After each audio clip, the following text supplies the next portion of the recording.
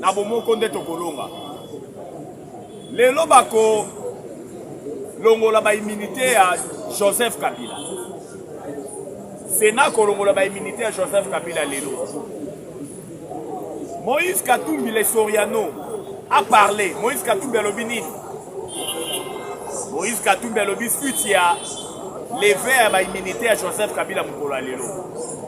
Yé moko politique en dit Joseph Kabila. A tuté hier. Kabila a tuté hier. Ma tweet na Alobini. Donc ouais ba mona émission Mukolo lelo. La diplomatie agissante. Ya tata Mokonzi Ekolo Fati Beton. Et comme à niveau nini. Donc oui, on a émission lelo. Gouvernement d'union nationale. Et comme à niveau nini. Donc on analyse on a émission lelo. Qu'est-ce qui se passe dans le nord, dans le sud Kivu? La guerre a repris entre les Ouazalendo et l'armée rwandaise.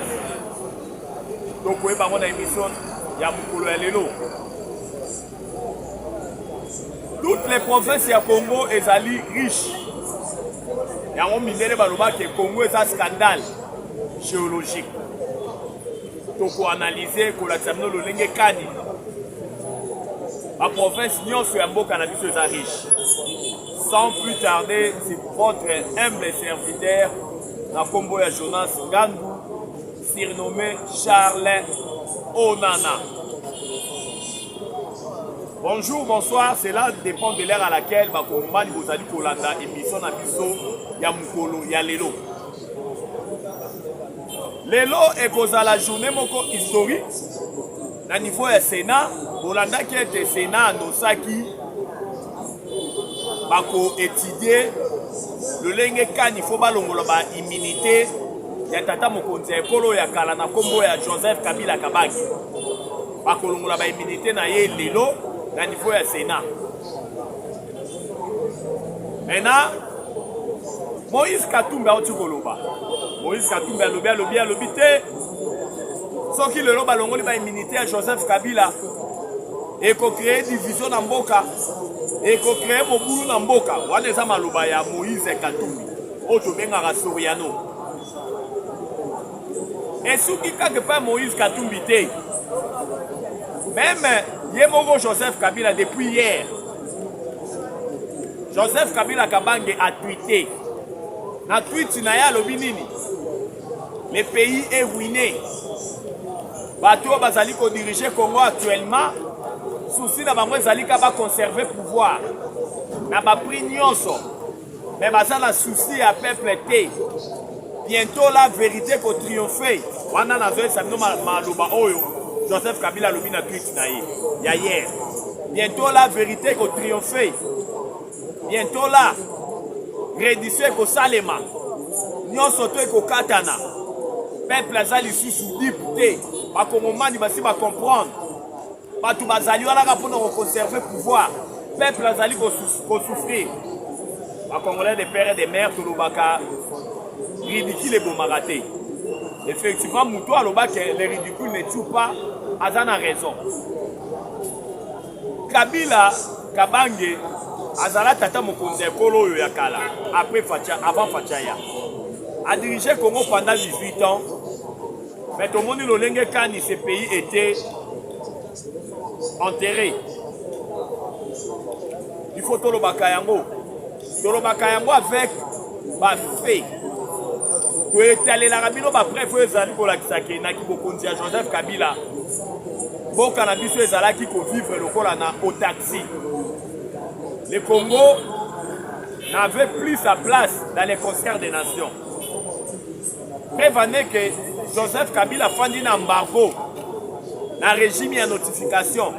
C'était un embargo déguisé dans le régime et notification. On ne pouvait pas se procurer des armes de dernière génération. On ne pouvait pas se procurer des armes. Mais Kabila fandi un embargo tout au long de la règne. Aucune initiative allant dans l'essence ya kotia diplomatie pour embargo en elongwa pour régime ya notification en elongwa o ezalaki poto so mamanduki démarche ezalaki bureaucratique. Il y avait plusieurs conditions oyo babanda ko imposer na ba fournisseur au fait que la mission par le Conseil de sécurité. Mais tout le monde le lenge quand il t'a moufachu betoyer la première mandature na embargo et l'ongwe régime à notification et l'ongwe. Tout le monde le lenge quand il a gestion ya Joseph Kabila tant azalaki tata mokonzi ekolo. Gestion na ezalaki caractérisée la gabegie financière, un régime de répression, un régime autoritaire, régime qui est caractérisé par des tueries, des sanguinaires. On doit dire les choses telles qu'elles sont. Topé Sakakaya, Rossi Moukendi, Thérèse Kapangala, Arma Tungulu. Ma force commune, Bamona na Maluku. Kotimo na batu na Mamabulu et Beloko Kunda. Répression, il y a des combattants. La permanence a eu des pièces. Plus de 11 combattants ont été brûlés vifs. Il y a eu tellement de choses où Salama n'a règne à Joseph Kabila. Oh, lelo, azana leso ya kopé sa bisoté. Na maye oh ya sali na mboka na biso. Mais à koka mo ezali ete koyoka ekoloba ke mboka ezali ko se wine. Régime eza régime ya eza na mpona conserver pouvoir.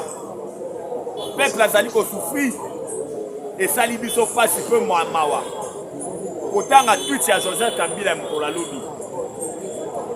Mais bon ete torobe yango ke Sénat azali kolongola ba immunité na ye lelo.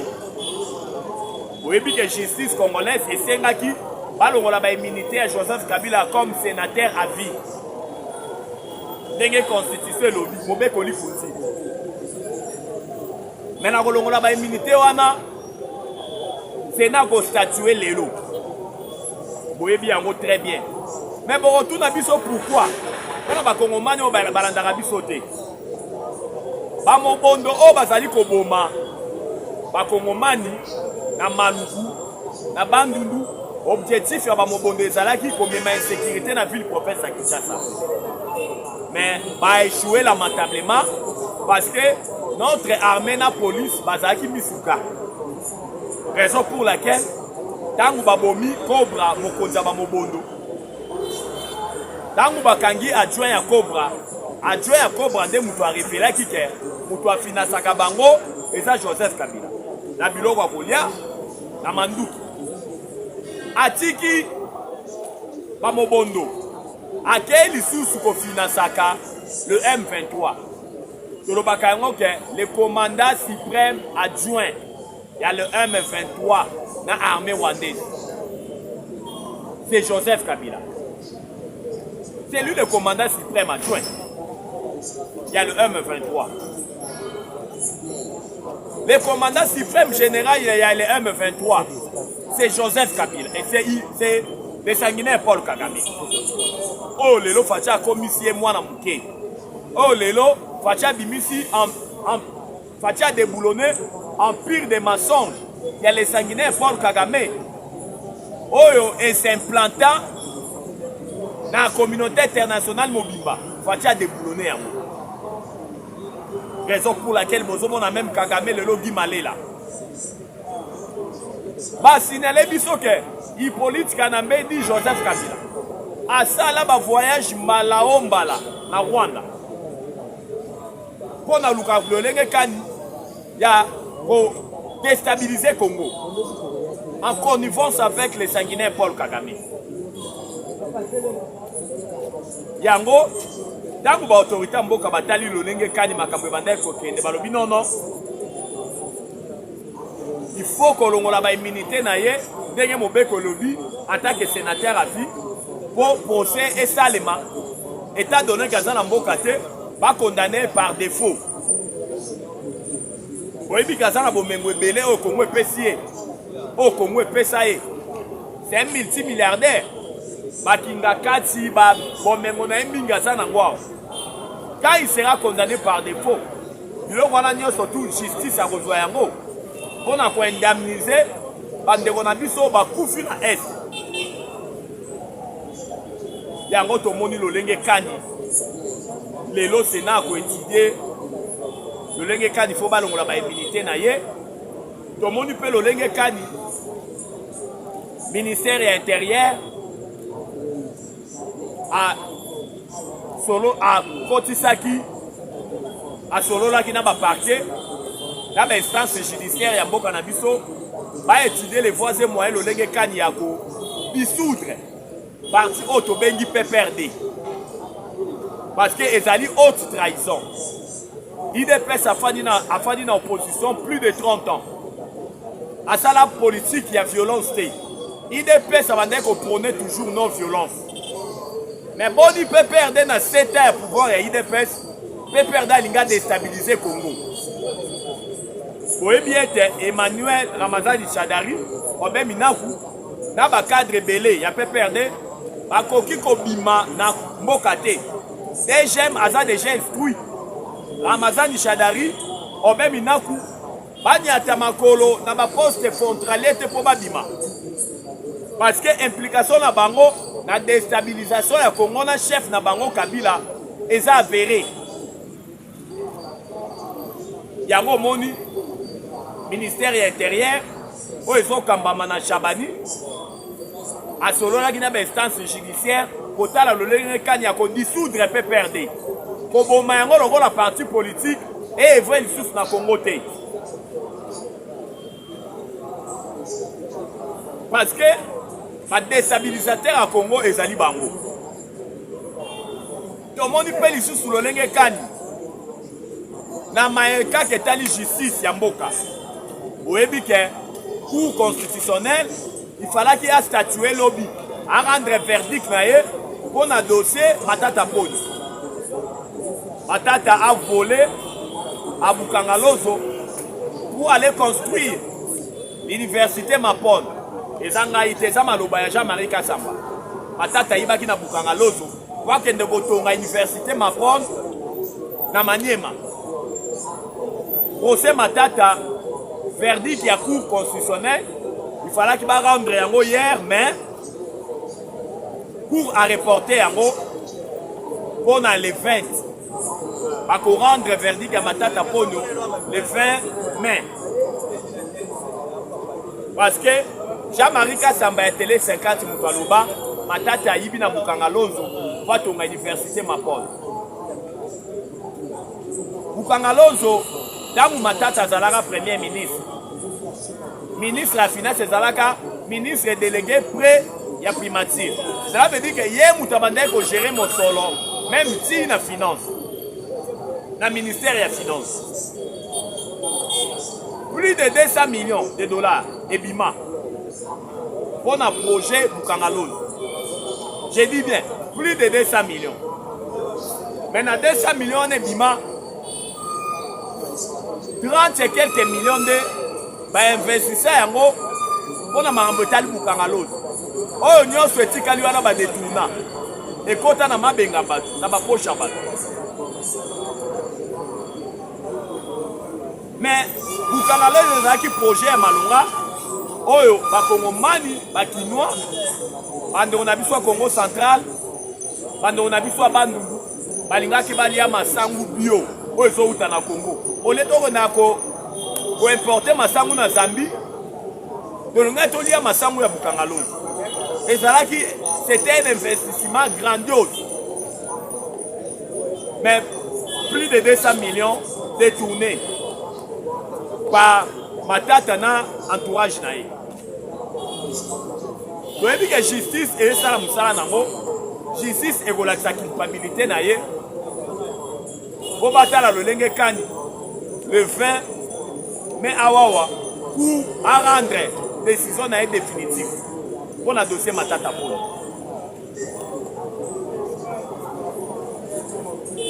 Le Congo, c'est un scandale géologique.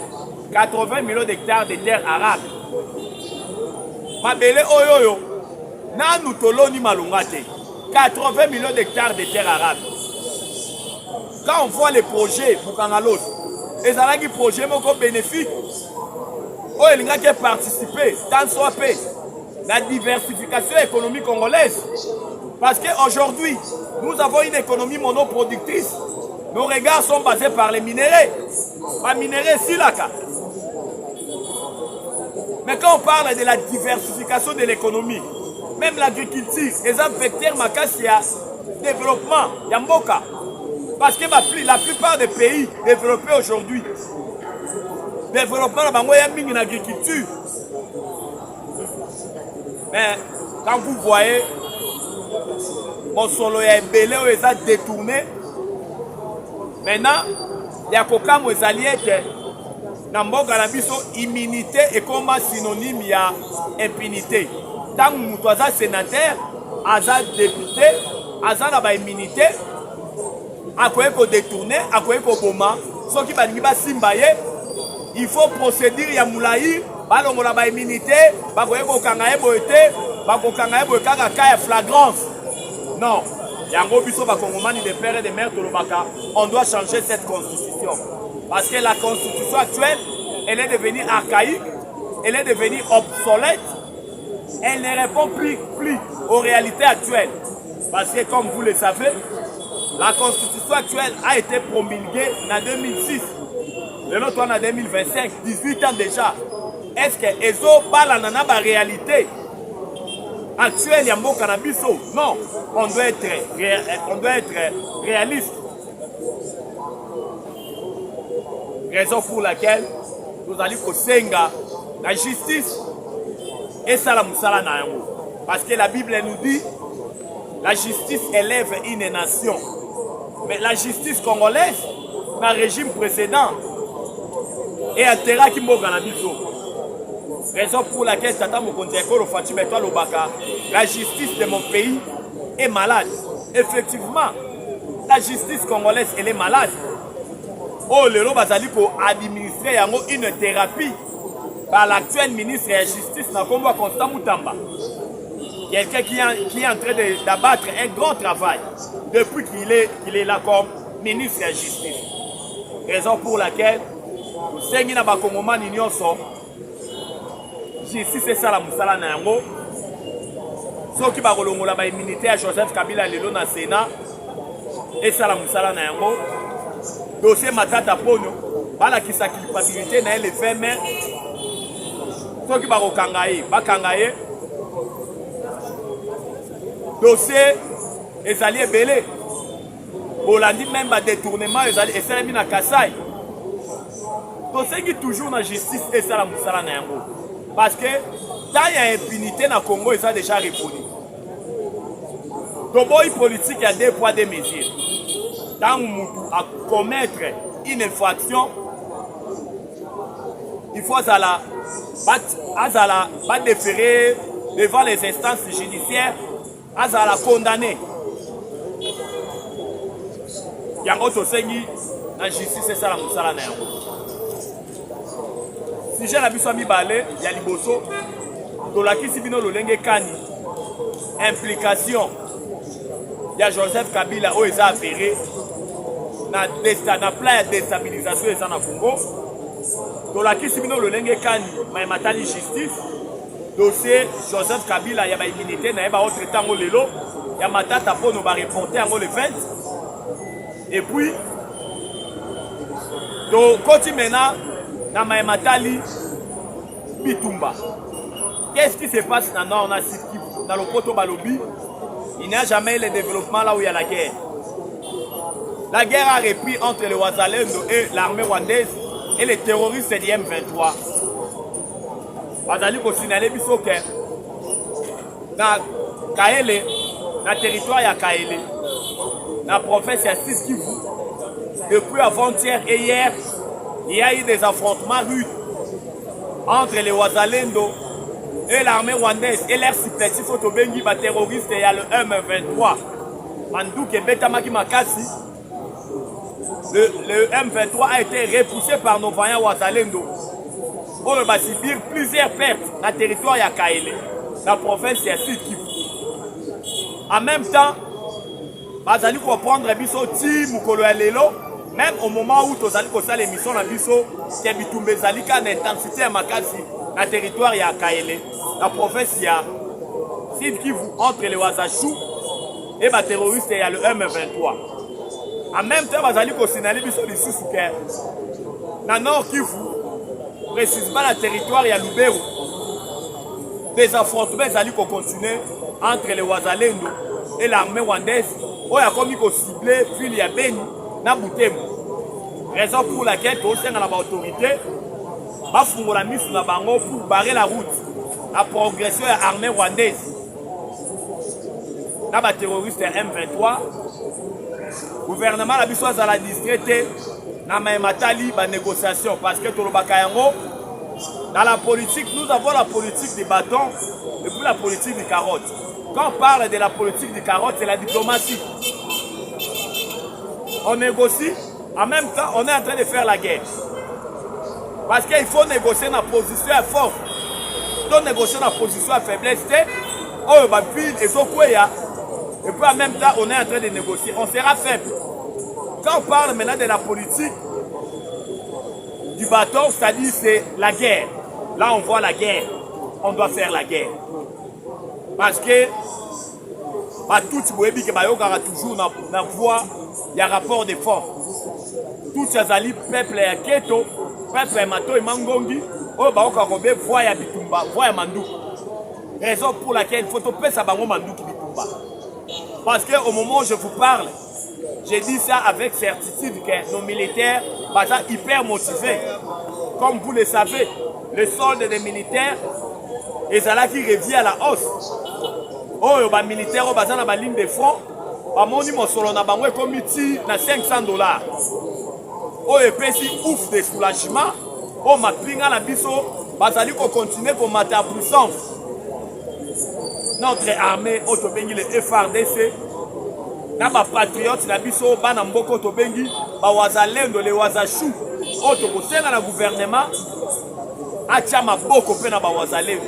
Bazala motivé parce que bazali ba kongomani de père et de mère au balobi bazana pour défendre l'intégrité territoriale ya mboka na biso.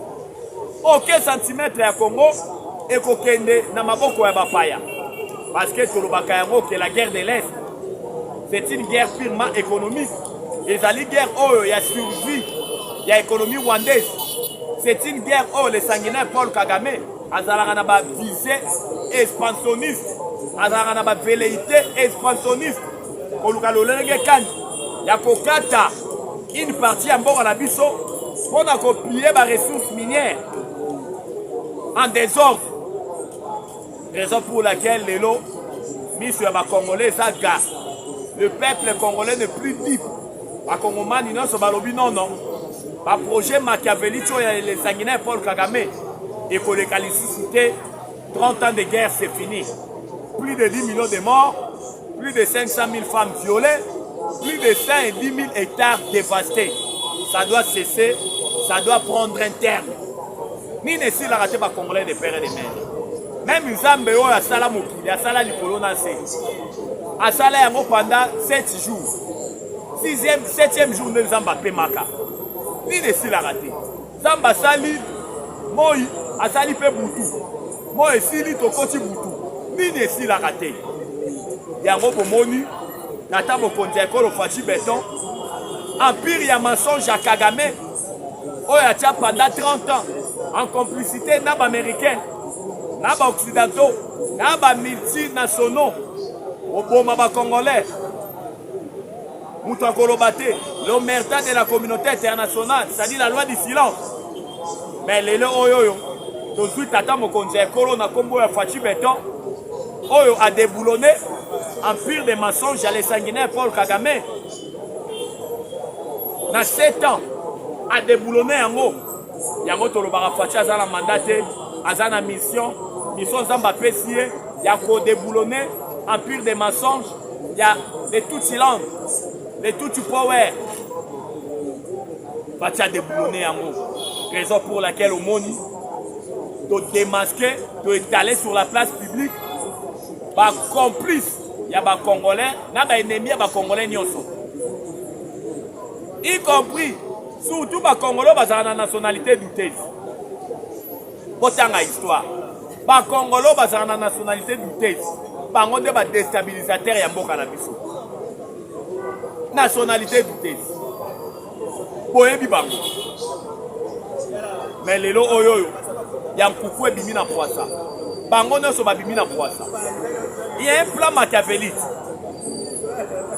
oyo batie kosenga na bakongolais de père et de mère partout dans le monde bandeko na biso ya diaspora totiaka tata mokonzi ya ekolo na maboko ya nzambe.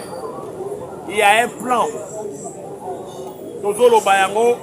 Nous sommes sûrs, nous sommes certains, il y a un plan oyo batu batie ya ko tenter l'intégrité physique à tata mokonzi ya ekolo avant le 15 juin. Je dis bien avant le 15 juin.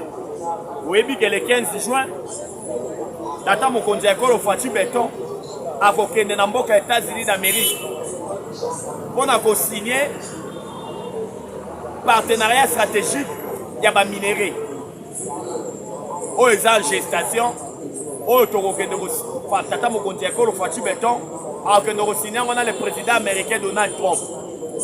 Mais badongolo misu baini ya Congo basali plan ya ko-créer désordre na mboka. Soki bakoka kotante na intégrité physique ya tata mokonzi ya ekolo te bako-créer désordre de telle enseigne que Fachi akoka se déplacer te na mois de juin po anyata makolo na ye na États-Unis d'Amérique na le président républicain le Donald Trump po atia mokolo to na ye na partenariat du siècle. Oh, bah, on va américain va lobby. Ça serait un partenariat du siècle. Il y a ma minerai stratégique entre le Congo et les Américains. Oh, bah, américain va lobby va investir des milliards, 500 milliards pendant 15 ans.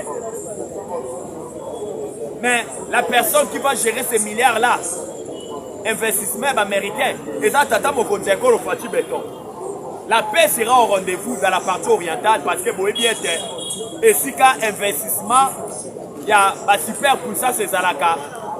Na mboka na mbilinga mbilinga ezalaka te. Na partie wana mbilinga mbilinga ezalaka te. Et puis super puissance nan. Super puissance ya yambo oto bengi les États-Unis d'Amérique. Yango ba dongolo misu ya Congo ba lobi tete.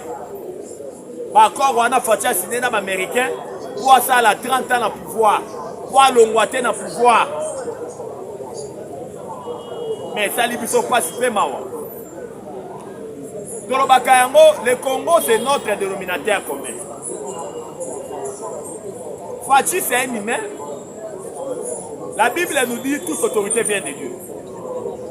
Tata mokonzi ya ekolo Fachi Beton ça a pouvoir parce que autorité ne se peut ça marananzam. Fachi est éternel te na mokili. A cause de la présidente d'une manière éternelle. C'est un humain un jour à Kolongola pouvoir. Mais les Congo, les Congolais de père et de mère, partout vous allez dans des missions, les autres tiens en tout nabiso que Congo est un dénominateur commun nabiso. Congo est botika là. Bakozi bakolongwaka. Tolo baka maloba malamu pour na mbonga nabiso. To sakaka ya malamu.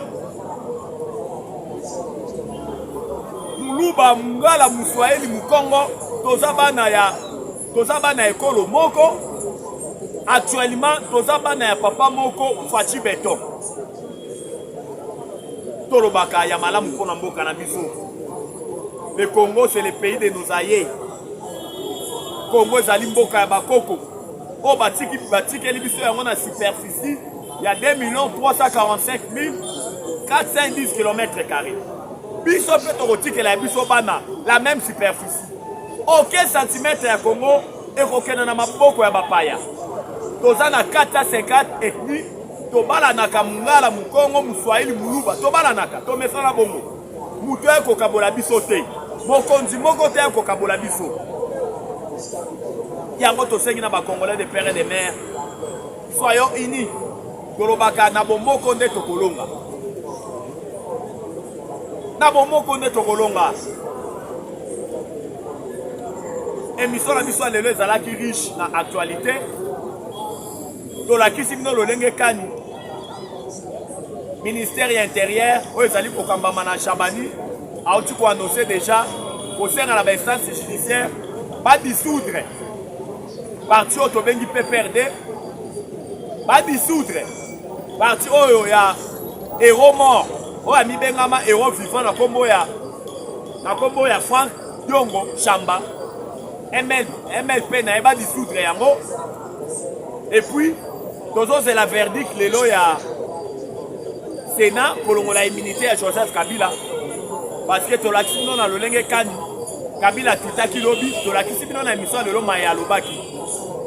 Tolakisi bino maya mazali koleka na province ya Nord na Sud. Lolenge kani armée rwandaise azo tenté à progresser, mais il y a une muraille défensive. Il y a Wazalendo, on va barrer la route, la progression armée rwandaise. Tolakisi bino lolenge kani diplomatie agissante dans ma minerai stratégique Oyo et co-signamé entre les Congo et les États-Unis dans le mois de juin. Oyo badongolo misu batie plan moko ya mabe pour tenter l'intégrité physique à tata mokonzi ya ekolo. Mais Bible lobby, tout ce qui est révélé est condamné. Et ça déjà condamné pour nous en révéler à moi. Là il a bâti ces années les sens. Il y a kolobé zala qui est belé. Na émission la mission mokola lelo mettant et permettant quitter to développer to bakisa actualité to lobaki na émission lelo mais to koki ko aborder ba sujet wana ti pona mokola lelo to suki awa numéro la biso eza plus 243 89 77 525 44 plus 243 89 77 525 44. La patrie ou la mort. La patrie ou la mort. La patrie ou la mort.